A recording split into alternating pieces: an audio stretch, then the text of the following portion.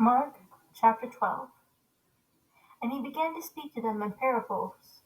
A man planted a vineyard and put a fence around it, and dug a vat under the winepress and built a tower, and leased it to vine-growers and went on a journey.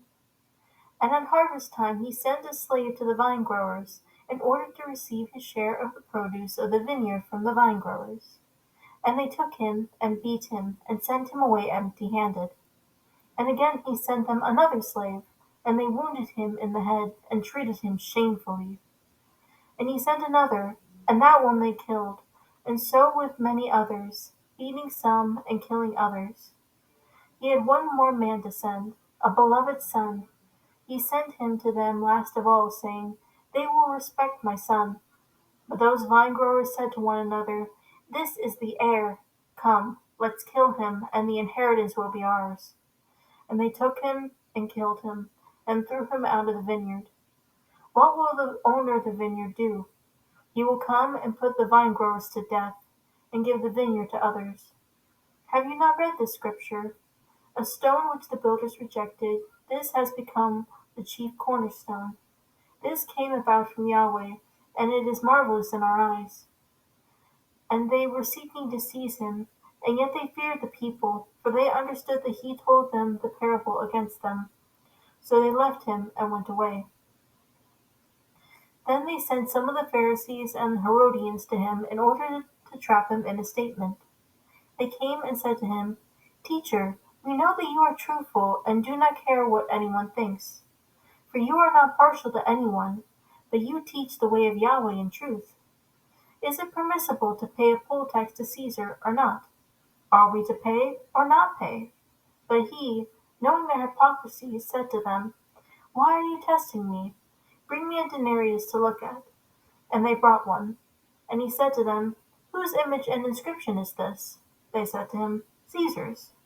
And Yeshua said to them, Pay to Caesar the things that are Caesar's, and to Yahweh the things that are Yahweh's.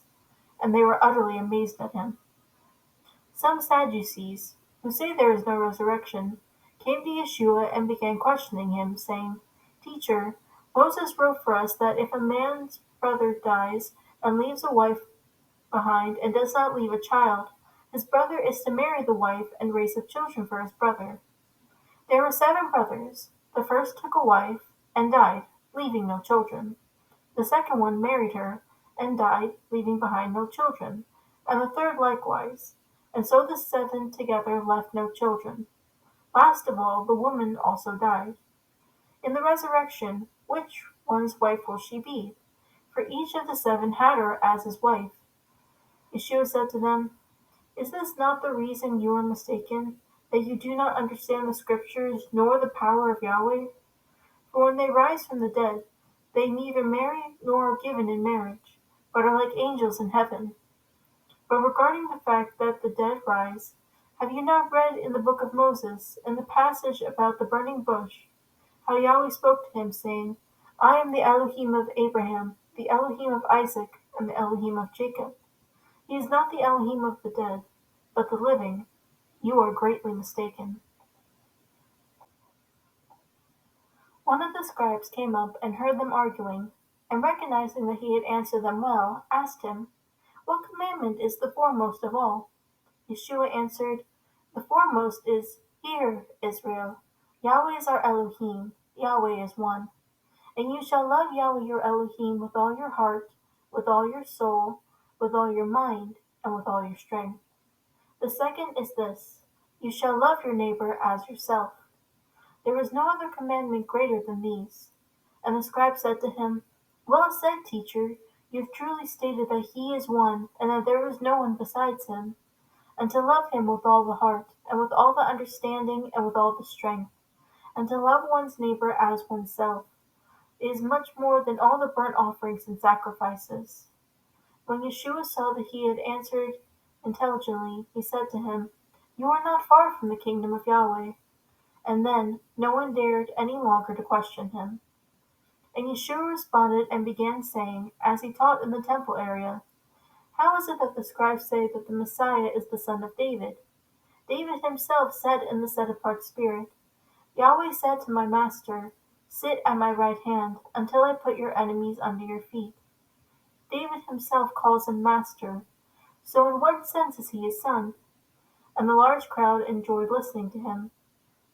And in his teaching he was saying, beware the scribes who walk around in long robes, and like personal greetings in the marketplaces, and seats of honor in the synagogues, and places of honor at the banquets, who devour widows' houses, and for appearance sake offer long prayers. These will receive all the more condemnation. And Yeshua sat down opposite the treasury, and began watching how the people were putting money into the treasury. And many rich people were putting in large amounts. And a poor widow came and put in 2 lepta coins, which amount to quadrans. Calling his disciples to him, he said to them, truly I say to you, this poor widow put in more than all the contributors to the treasury, for they all put in out of their surplus, but she, out of her poverty, put in all that she owned, all that she had to live on.